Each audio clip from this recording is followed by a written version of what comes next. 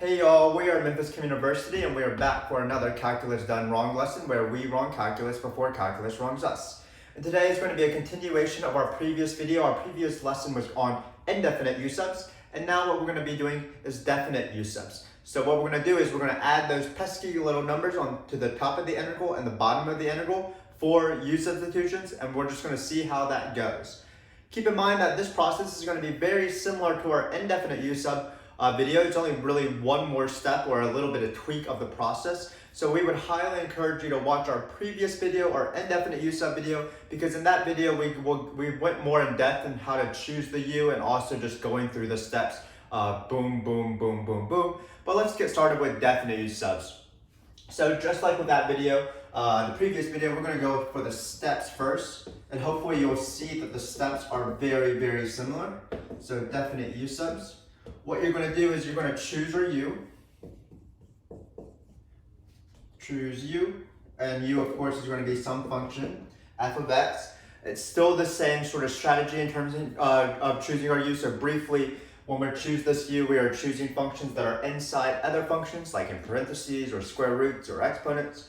We're also choosing functions whose derivatives are also in the question up to a constant, meaning that our U's derivative might not be exactly in the question, but it's pretty much there. For example, if we have x to the 6th and we have x to the 5th, that's good enough for us because the derivative of x to the 6th is basically like x to the 5th if you ignore the constant in the front. So that strategy is going to work in this video as well. Our second step is going to be the easy step. It's always the du is equal to f prime of x times dx. Obviously, we usually have dx here, but nobody ever writes it. They always present it to the other side. Then for step 3, we are going to change all of our x's to u's. Just like in our previous video, we're going to do it one line at a time using step 1 and step 2. So change all the x's to u's as before. All the x's to u's. So we're going to have a few x's that we're going to replace with u equals f of x. And then the remaining x's should be in our second line if we are doing this correctly, and we might need to bring over a constant or something. But all the remaining x's should be f prime dx, just like in our last video. So the new step is number 4. We will have numbers on top of our integral now. So a, b, some function f of x.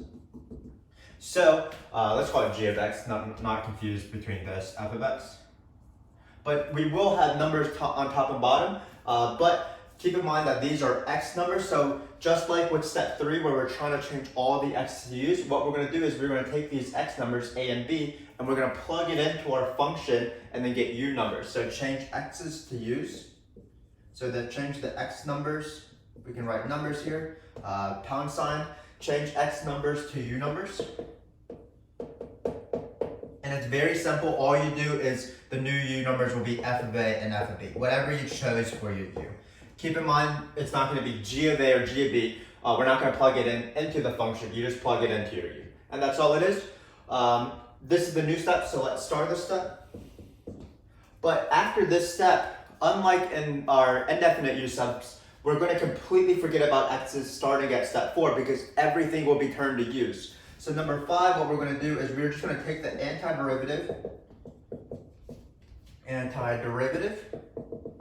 with respect to u,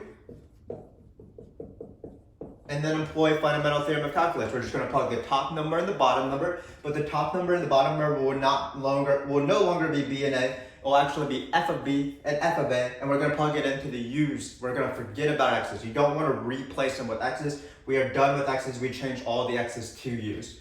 So with respect to u, using fundamental theorem of calculus.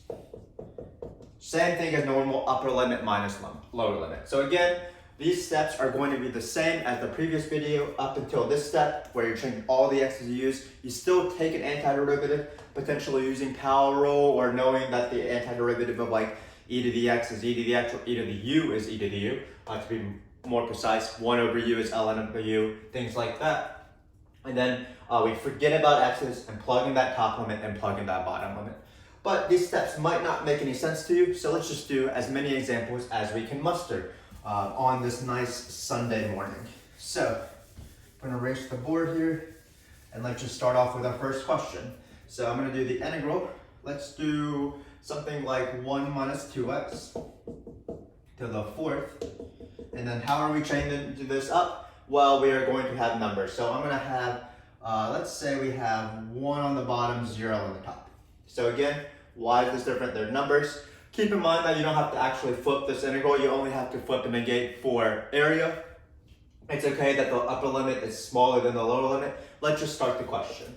So any u sub, what's going to be the u? Well, the u is going to be this thing in the parentheses here. Not many other choices. Then we do our du step, which is always just take the derivative. It's really du over dx, but we're going to bring the dx over. We're just thinking of this as a fraction, numerator over denominator.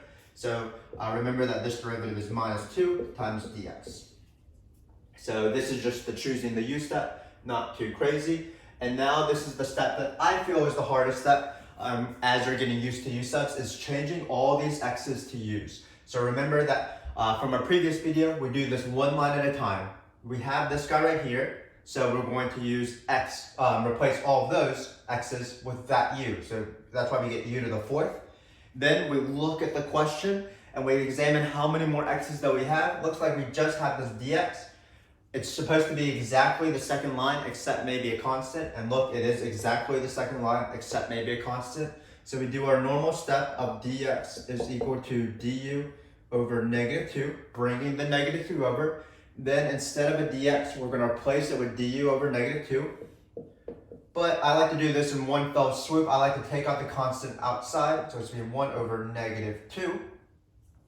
And then remember that there are going to be new numbers. So keep in mind that these are x numbers. So I like to do this on the side as well. When x is equal to 0, I have a new top number. So what's my new top number? Looks like when I plug in 0, it'll be 1 minus 0. So my new top number is 1. What's going to be my new bottom number? Well, x is equal to 1. I plug it into u. Keep in mind, I do not plug it into all of this. I just plug it into u. So when I plug this into u, looks like I'm going to get 1 minus 2. So that's going to be negative 1. So that's my new number. So again, take your numbers, your original numbers. Those are your x numbers, 0 and 1. And you plug it into the thing you chose for u. So when you plug in 0 here, looks like it's 1 minus 0, which is 1. And then when you plug in 1 here, it's 1 minus 2, which is negative 1. I am not plugging it into the entire integrand. I'm just plugging it into u, because these are u numbers. So it looks like we're going to have now negative 1 on the bottom, because 1 was originally on the bottom, and then 1 on top. Now we're going to forget our old enemies x's, and we're going to embrace our new friend, just u's. So notice that all of this is just u's. We are good to go. We're going to take this antiderivative, so it's going to be negative 1/2. This is the power rule. Add 1 to the exponent, and then divide by your new exponent. So it's going to be u to the 5th, 1/5. We'll put a dot there, and then we're going to plug in 1 and negative 1. Again, we do not care about these x's. Also, notice that I do not plug 1 minus 2x back into the u, just like we did with indefinite, because I'm just doing fundamental theorem of calculus on this guy. I do not think about x's anymore. So when I plug in 1, shouldn't be too bad. It'll be negative 1/10, because it's 2 times 5. And then it's going to be 1 to the 5th, which of course is 1. Then you subtract, because it's top minus bottom when you're applying fundamental theorem of calculus. Then when you plug in negative 1, it's going to be negative 1 to the 5th. Negative 1 to the 5th is going to be negative 1, because negative 1 to an odd number is negative 1. So it looks like it's negative 1 here. So our final answer is going to be 1 plus 1, 2 over 10 with a negative. So it's negative 1/5 in the end. So that's this process. Hopefully you see that this process isn't much more difficult than our definite, indefinite u sub process. You still have to choose a u. You still have to choose, take the derivative to find the du. And then you still have to change all your x's to u's.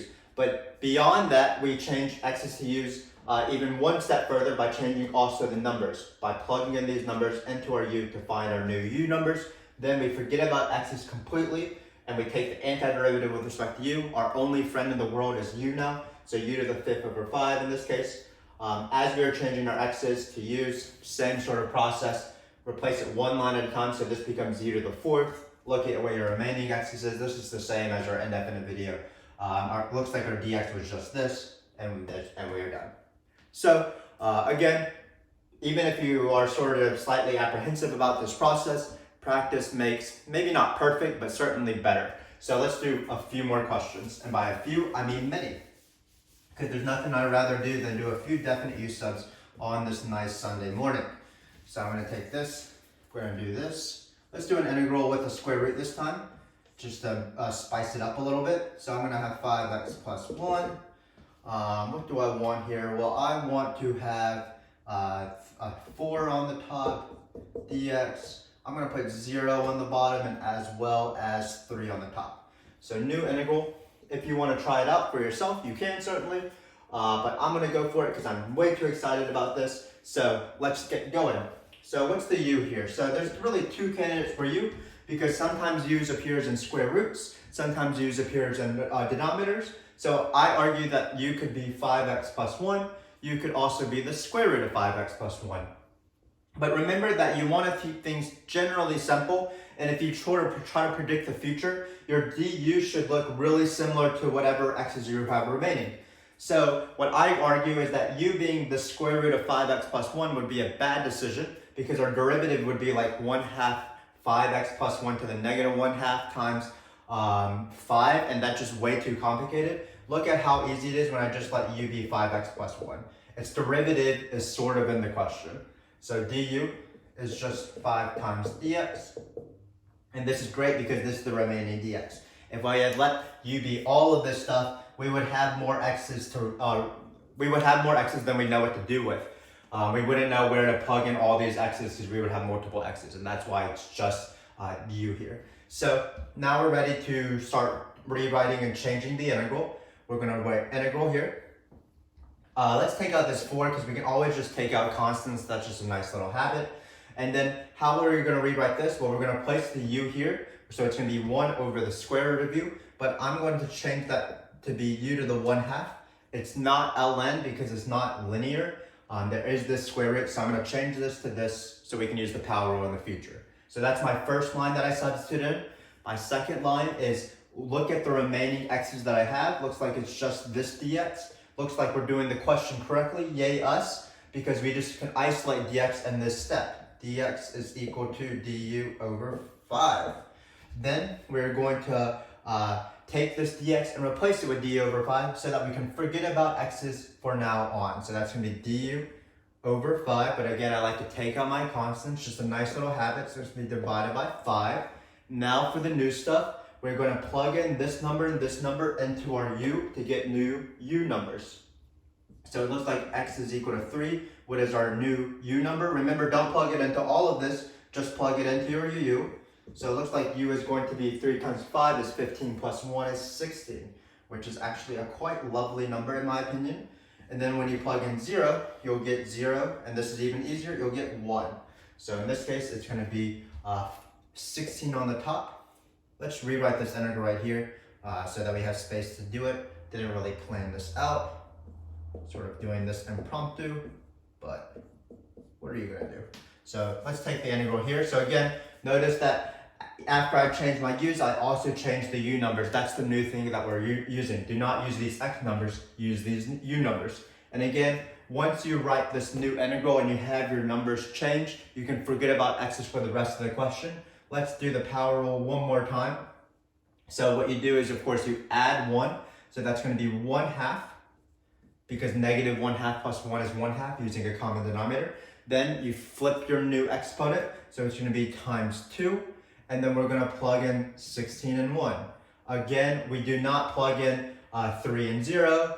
And we do not replace 5x plus 1 with the u, because then your numbers will get super, super awful and it's wrong. So it's really annoying to do wrong work and it's terrible. So we're going to try to avoid that. Let's just do the fundamental theorem of calculus. So it's going to be 8/5 times the square root of 16 minus 8/5 times the square root of 1. Of course, integrals do introduce fractions in a lot of cases, but I think we can deal with them by now. This is going to be 8 times 4, because the square root of 16 is 4, so this is 32/5 minus the square root of 1 is a lot easier, that's just 1, 8/5. Looks like our final answer is 24/5. So that's all it is. Again, once you choose your u, everything is really forced, so just take a lot of time to choose your u. But once you choose your u, if you get stuck, just choose a new u. But if you choose the correct u, then just immediately go for the derivative. Then start changing all your x's to u's one line at a time. So you replace this thing with square root of u, but we wrote it as u to the negative 1/2 because of the power rule. We replace this dx with whatever was remaining, and remember to change the numbers. After we changed the numbers, we took an antiderivative, plugged in the top thing, plugged in the minus thing, the bottom thing, and just had a grand old time. So let's just keep going. Let's just keep doing as many examples as possible. I'm going to erase this. Going to erase this guy as well. So let's do the integral of x cubed plus 1, and then we'll have x squared on the top. We'll have numbers because that's what we're trying to learn here. We're going to do 2 and 3. This might get kind of ridiculous, so let's change, yeah, we can keep it as 2 and 3. So if you want, try this question for yourself. I won't judge you as you write it. Let's put a dx to make it a proper question. But try this question for yourself. Spend a few seconds, at least trying to choose the u. Try to go over the steps in your head. I will let you pause for 3 seconds. 3, 2, 1, let's get started. So what should our u be here? Well, remember that one of our main hints on trying to choose the u is choose something whose derivative is in the question. So it looks like u is equal to x cubed plus 1 is a very good candidate for u, because what is its derivative? Well, its derivative is not exactly in the question because its derivative is 3x squared, but that's good enough for me because it matches the x's. I have an x squared here, and while I can't expect to hope that it's going to be 3x squared, as long as it's an x squared, I'm good to go. So let's see how this works. Well, if you choose this as your u, all of your future decisions are no longer needed. Your free will sort of decision is already made for you, so you just follow the process. In this case, you take the derivative, it's going to be 3x squared times dx. Remember, just multiply by dx, that will be useful when you sub in the x's. Then we're going to change all our x's to u's. We are, of course, going to do this in two different steps. So we're going to replace these u's at first with on the denominator here with this u. That's why I chose this for my u. Then I look around and I look and see how many x's I have left. Looks like an x squared and a dx. If you're doing this correctly, it should be in this line right here, and lo and behold, it is. So how do we isolate x squared times dx so we can replace those two little guys? That's going to be du over 3. So instead of writing x squared dx, I'm going to just write du over 3, but I like to take out my constant. So it's going to be 1/3, and then we can put a 1 here. Because we need something in the numerator, that's just 1 over u. So again, this was the old stuff, changing all these x's to u's. So this x's became this u. We solved what we had left, all the x's that we had remaining. That's going to be d over 3, and we placed it, took out the constant. So new stuff. What we need to do is we need to change these numbers. We do not want x numbers, we want new u numbers. So it's going to be x is equal to 2, x is equal to 3, and then we're going to have u is equal to something, and then u is equal to something. Where do we find these u numbers? Well, we have a formula for u that we came up with, so let's use that. When we plug in 2 on the bottom here, it looks like we're going to get 2 times cubed, which is 8. 8 plus 1 is equal to 9. Then we have 3 cubed, that's 27. 27 plus 1 is 28. So it looks like we have our new numbers, 9 and 28. Hopefully you can tell that this is a 9. So let's get going. Remember that once you've changed everything that you need to change, which includes all the x's and the x numbers into u numbers, you just forget about the rest of the question. This becomes your new question. You don't have to look at anything to the left of this line. You don't have to look at the u equals x plus 1. You don't have to plug back in x eventually. You don't care about the x numbers. You just care about this. Why am I not writing this in terms of the power rule like I did the previous one? Well, this one is ln. 1 over x or 1 over u is ln. So this is just ln. We're not going to use the power rule. It doesn't apply when the exponent is -1, which is this case right here. So it's going to be the ln. We sort of wrote an n already. There's a 1/3, then it's 28 and 9. So we need an ln of u. Then, of course, fundamental theorem of calculus dictates that we plug in the top thing, subtract, and then plug in the bottom thing. So it's going to be 1/3 ln of 28 minus 1/3 ln of 9. And if you're feeling a little bit frisky, what you will remember potentially is that there's a log property where if you have the same constant in front of the ln's like we do here, 1/3, if you have a subtraction of 2 separate ln's, that's division. So that's going to be 1/3 ln of a single logarithm, 28 over 9 is our answer. You don't have to do this last step, but potentially this is how a multiple choice question could be presented. And I don't want you to miss this question after doing all this work because you couldn't remember a log property. So remember, subtraction of different logs is division. But hopefully this makes sense. Again, same sort of thing, choosing a u, choosing a du. What you want to do is change all your x's to u's, and just remember that that includes also changing the x numbers to u numbers. Once you've done that, just forget, so take antiderivative, plug in top, plug in bottom, we should be good to go. So let's just keep doing more in examples until we get tired. Hopefully you're not too tired already. Let's just do more examples. So we're going to erase this. We need some numbers on this integral because that's the new lesson. So let's try to do, let's first write the integral. So it's going to be x to the 4th plus 4x. Let me erase this and write a better 4x. Then this is going to be times x cubed plus 1 times dx. And then we're going to have new numbers. Don't really matter too much. Let's just put 1 and 2 to keep it somewhat simple. So new time, new question. Let's get going. How excited. So the first step, of course, is one of the most difficult steps. At least it's one of the steps where people mess up, and that's choosing the u. In my opinion, there's really two obvious cases for u. There's x to the 4th plus 4x, and there's also x cubed plus 1, because they're both in parentheses. So which one should I use? Well, this is where we go for our second hint. Choose the one that's more complicated. Choose the one whose derivative is in the question. So notice that x to the 4th plus 4x's derivative, while it's not exactly this, is actually 4 times that, and that's good enough for us. So that's why this will be a good choice for u, because this becomes part of the du. If we let this be u, then we're going to get sort of stuck, because we're going to have 3x squared as our derivative, and I don't know how to replace 3x squared into this because there's no 3x squareds. So hopefully that makes sense. You choose the function whose derivative, while not exactly in the question, is in the question, except maybe the constant in the front. So let's just start the question. X to the 4th plus 4x. This is what du is equal to 4x cubed plus x times dx. Plus 4x. So that's important. This plus 4x. And why is that important? Well, we can take out a 4, and it's literally all of this stuff times 4. So it's 4 times x cubed plus 1 times dx. So now it's time for a new integral with u's, because I like u's a lot better than x's. Looks like we chose this u to make e to the u. Never going to complain about e to the u. Then we have x cubed plus 1, so we have to replace the x cubed plus 1 and the dx. If we're doing it correctly, it should be in our second line. Oh, look, it is. X cubed plus 1 times dx is right here in our second line. So what we want to do is we want to isolate it. So what is this going to be? X cubed plus 1 times dx is going to be this number brought to the other side. So it's going to be du over 4. So it looks like we're almost done here. I'm going to replace all of these x's, these remaining x's, with what it is, which is exactly this. So it's du over 4, but I always like to take out my constant, so it's going to be 1/4.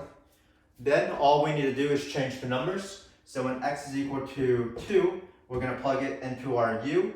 2 to the 4th, that's 2, 4, 8, 16. So it's going to be 16 plus another 8. 16 plus 8, I believe, is 24. Again, I took this u2 and plugged it into x to the 4 plus 4x. When I have 1, that's a little bit easier. Just going to be 1 plus 4, which is 5. Definitely not going to complain about that. So it's going to be x is equal to 5, u is equal to 5, not x is equal to 5. And why is that important? Because we're replacing these numbers. So it's going to be 5 and 24. Notice that everything has been changed, so I don't have to look at any of this stuff anymore. All I have to do is just focus on this bad boy. So it looks like it's going to be 1/4. Then it's going to be taking the antiderivative of e to the u is one of the best things in the world because it's just e to the u. Then you plug in 24 and 5. Do fundamental theorem of calculus, so plug in the top thing minus plugging in the bottom thing. Looks like we're going to have 1/4 e to the 24 minus 1/4 e to the 5th. And this is how simplified we can go because nobody knows e to the 5th or e to the 24th off of the top of their heads. If you wanted to, you could take out a 1/4, but it's not that much more simplified. This is how we're going to end the question. So again, choose a u. This one's u was, it made sense that this was the u here and not, for example, the top thing because we have the derivative of this thing is equal to this. Then, or not the bottom thing, I guess. You took your derivative, you started replacing all your x's with u's, you changed your new x numbers as well to u numbers, and then you went for the antiderivative. And that's how it works. So let's do a few more questions. I don't know how many more questions I want to do. Sort of in my head here. Let's do one with ln again. So we have the integral of ln of x to the cubed over x times dx. And we are going to go from, let's say, what do we want to do? Let's just say 2 to 5. No. Let's make it a little bit more clever. Let's do e to the 1 and over e squared. So that's going to be my first integral. And then we're going to have a little pair of integrals. How fun. We're going to do the integral of ln of, let's say, what do I want here? What do I want? Let's see. So many choices, so little time. So many choices, so little time. Let's do 1 over x times ln. Let's try to do this one.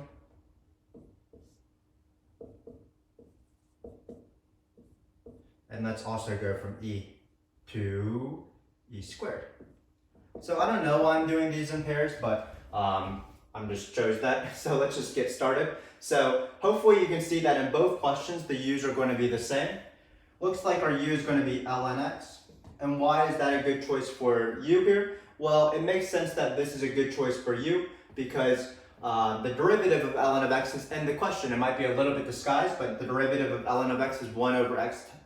So that's the denominator here. So that's why this is going to be a good choice for u. So let's use that as our u. Then we would take our derivative, which again is 1 over x times dx. So it now seems that we are ready to write the integral. So we're going to write a new integral in terms of u. We chose this as our u because we can put u to the cube on the top. Then we have divided by x. So what do we do with these remaining x's? We have dx and x, so we're going to locate that. Looks like it's exactly right here, so it's going to be times du. We didn't even need to bring a constant because it's exactly what we have left. Then we have e squared and e, which are a little bit tricky, but we do need to change the numbers. Ln of e and then ln of e squared. But it's actually not going to be too bad because when we plug in these numbers, when you plug in e, ln of e to any power is that power because they sort of cancel out. They're inverse functions. So ln of e is 1, so this is just going to be 1. And then ln of e squared, that's just going to be 2. So for example, ln of e to the 1/2, ln of e to the square root of to the 1/2, that's just going to be 1/2. Ln of e to the 4th is just 4 because they cancel out. Hopefully that makes sense. The important thing in this question is that we're going to change them and put them in the numbers now. So we're going to put it 1 and 2. Again, there's no constant here, so it looks like we are almost done because now we only have u's. So we're going to write this. It's going to be u to the 4th. And then we're going to plug in 2 and 1. So x is equal to 1 and 2. I forgot to divide by the 4th, so that's the power rule. You take the cube, add 1, and then you flip your new exponent. So that's that. Then we're just plugging top minus bottom. Again, there's no constant here, so it should be pretty easy. 2 to the 4th, that's 2, 4, 8, 16. But we're dividing by 4, so it's going to be 16 divided by 4, that's just 4. And then it looks like it's going to be 4 minus 1/4. Let's just write it as a decimal to finish this question off, 3.75. So try to do this question on the side here. It should be relatively the same thing as you'll see. So spend a few times on this one and then we'll go for it together. So hopefully you got it. The u again is ln of x, and why is this a good choice for you?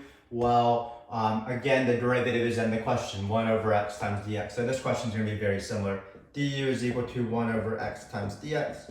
I don't know why I had a second one like this, but it's already written on the board, so we might as well do it. So we have the integral here. So where do we put the u? Well, the u goes on the denominator because that's what we replace. We take this ln of x, replace it with u.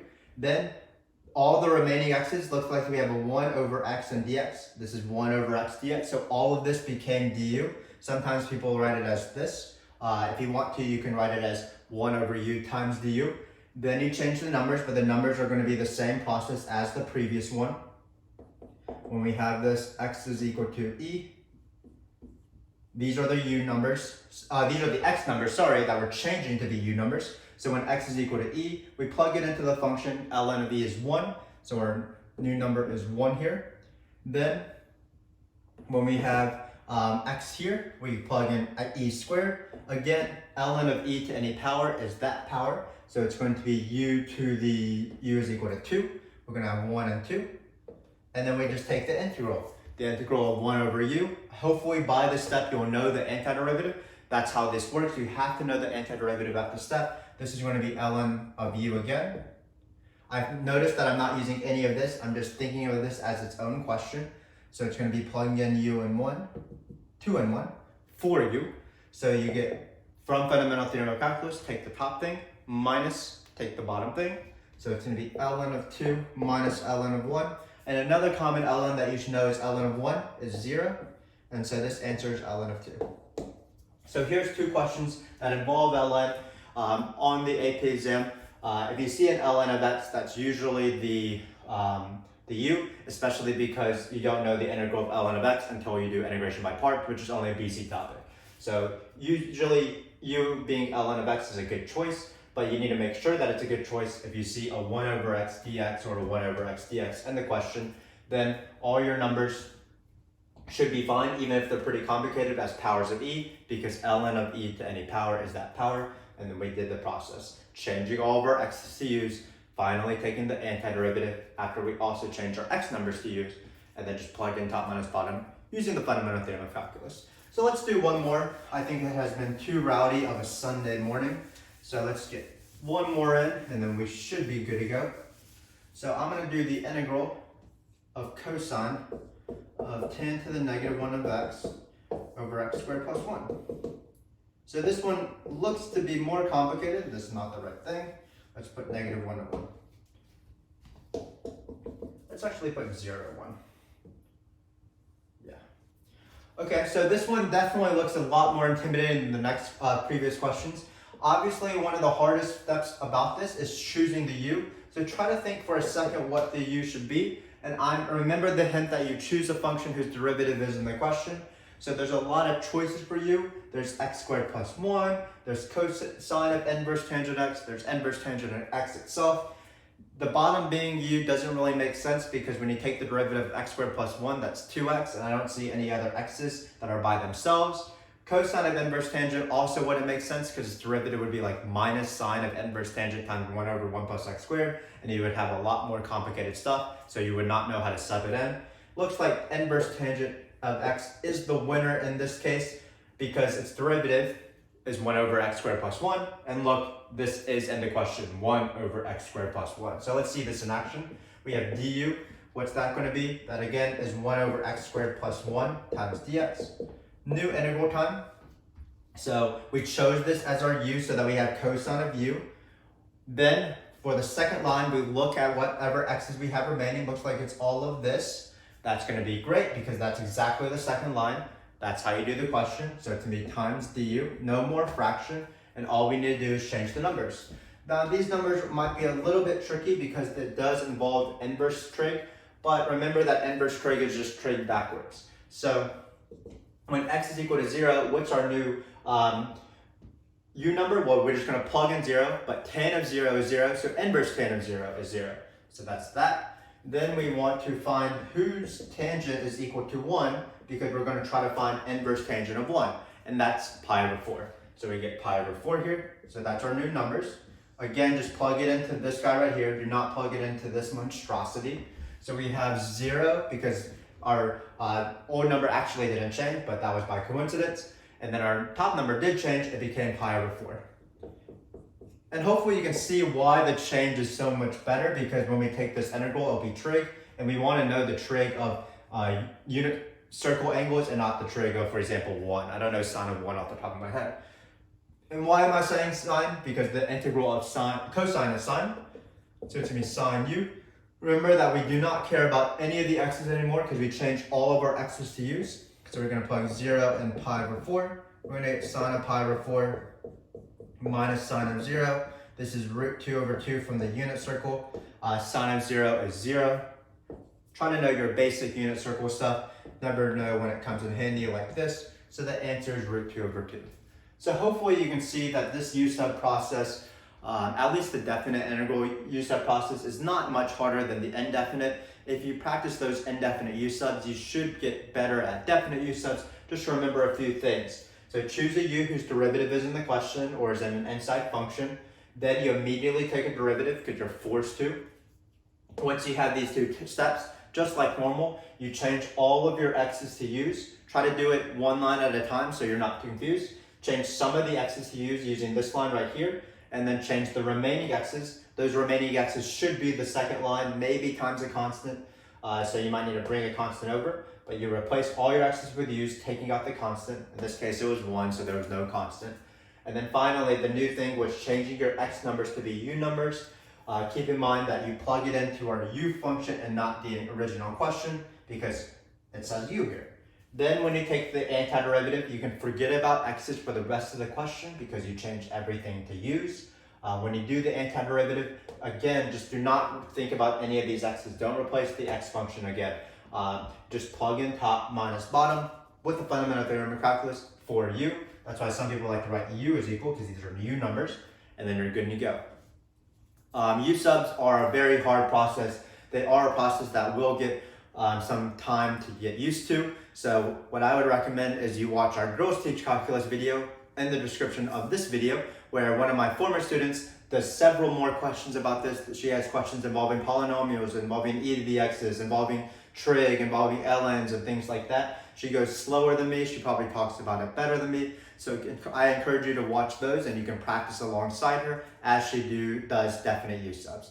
But until then, thanks again for watching. Hopefully this video was useful for you. If it was, give us a nice little like and subscribe. In our next video, we're going to be talking about general U-subs. So we're going to be doing the same process, except we're never going to list out our function. Like we're not going to say, take the integral of this. It's all going to be in terms of f of x's and things like that. So be on the lookout for that. Hopefully I'll see you there. Thanks again for watching.